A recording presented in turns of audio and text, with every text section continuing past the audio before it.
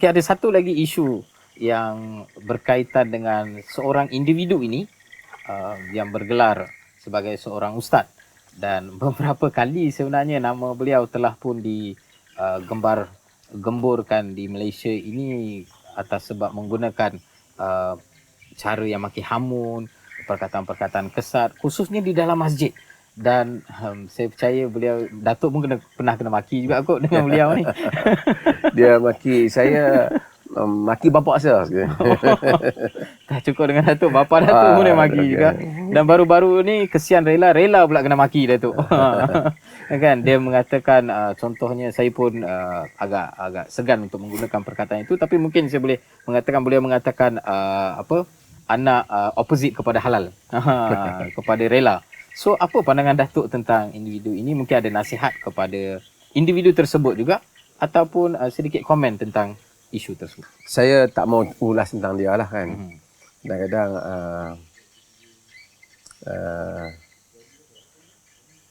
dulu pernah saya sebut segar, sebab apabila ada orang tanya soalan yang sama, ada kerana dia ada maki saya dan bapak saya dengan maklumat pun tak betul yang dia maki tu pun. Cumanya kita dia ada minta maaf tak Datuk? tak tahu kita. Cuma kita secara umum, kita dulu, kita ni kadang-kadang kita memang akan hadapi orang maki dan seumpamanya. Tapi Al-Quran cerita tentang ciri-ciri ibadur rahman, hamba-hamba ar-Rahman tu. Antaranya wa idza khatabahumul jahiluna qalu salam. Apabila orang jahilun, orang jahil ni maksud dengan makna yang Quran selalu qalu salam, yani dia bagi salam, bukan maksudnya tak usah peduli, assalamualaikum. Maksudnya macam itulah kita kan.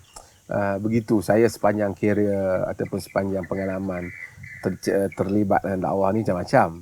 Tapi apa yang saya risaukan bukan soal dia sebagai individu, tapi soal beberapa hal. Yang pertama ialah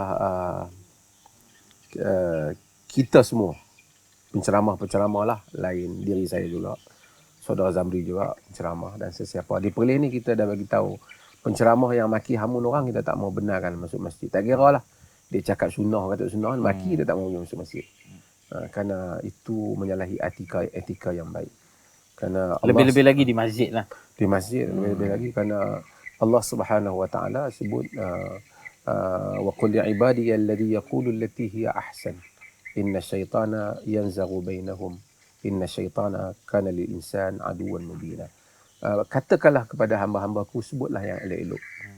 Kerana syaitan itu menimbulkan ketegangan antara kamu. Sesungguhnya syaitan itu adalah musuh yang nyata bagi manusia, bagi insan. Jadi kita sebut hal ini supaya kita jangan sebutlah masjid. Di Perlis lah saya cakap dalam konteks Perlis. Masjid, tempat-tempat pentas agama, apa kita nak maki orang kan. Walaupun ada orang kata maki itu biasa, tapi saya lihat itu luar biasa.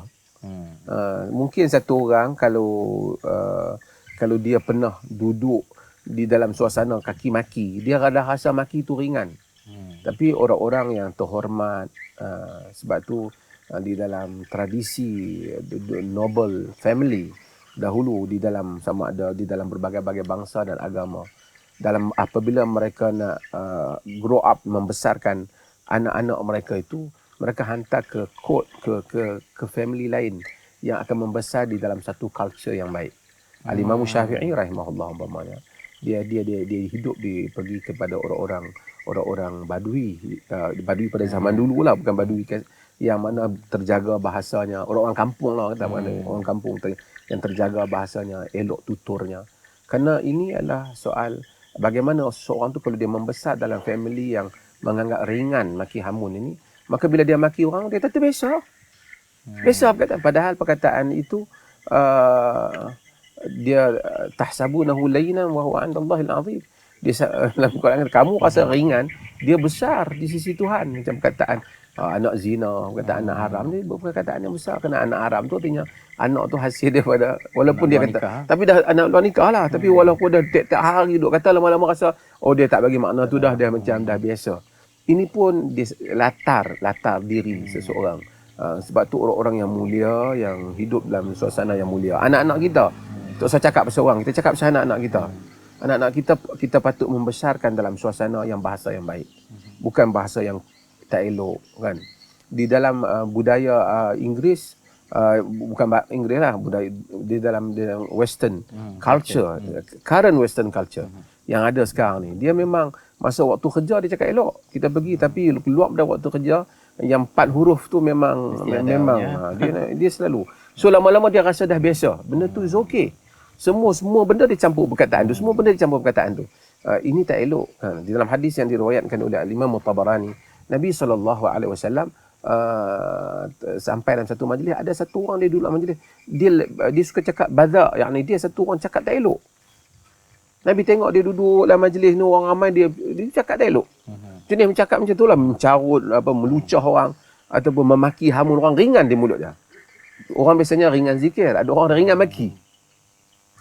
Nabi kata, sibabul mu'min fusuq wa qitaluhum kufr. Maki hamun orang mukmin tu fasik. Fasiqun kan, orang fasik, orang jahat. Dan membunuh mereka kufur, kata Nabi. Itu Nabi sebut dalam riwayat Tabarani. Sebab tu Nabi larang kita mudah. Kita mungkin mengkritik, tak apa, mengkritik. Kadang-kadang Quran ada kata sayaqulu sufaha, berkatalah orang-orang yang bodoh. Tapi dia tidak menentukan entah bodoh. Dia menyebut umum dan dia menyebut sifat tu bodoh. So, siapa yang begini bodoh, kan? Kemudian itu satu. Kemudian bodoh tu bodoh dalam konteks yang betul. Letakkan. Bodoh tu kerana tak tahu fakta yang benar. Umpamanya. Tapi dia tak kata ni anak haram, umpamanya.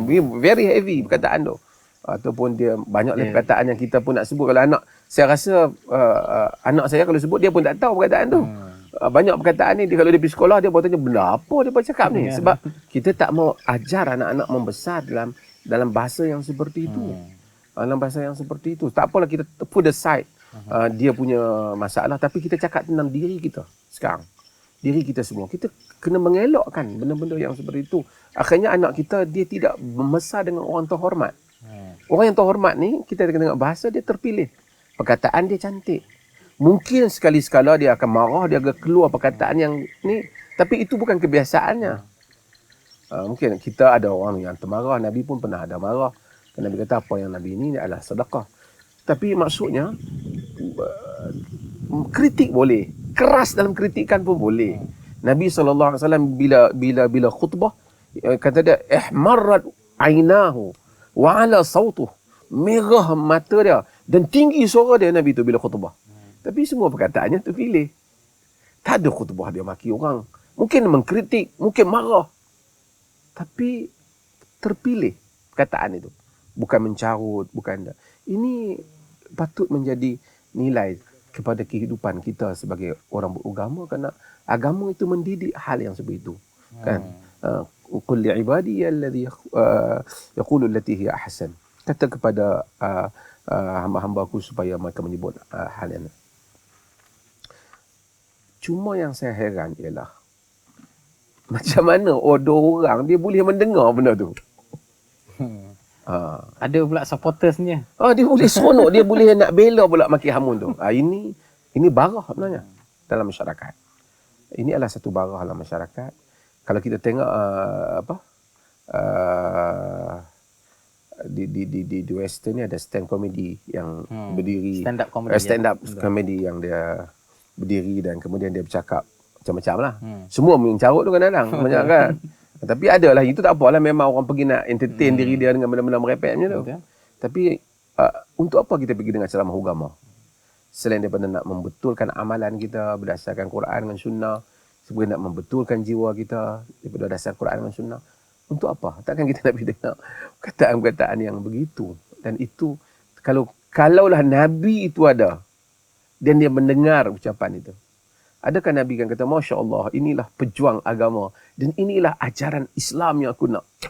Saya tak rasa macam tu kot. Ya. Alhamdulillah. Satu kupasan yang cukup baik sebenarnya. Dia bukan hanya mengingatkan orang-orang tersebut, tapi malah mengingatkan kita diri kita sendiri. Saya penceramah, saya penceramah. Saya mengingatkan diri saya juga. Alhamdulillah.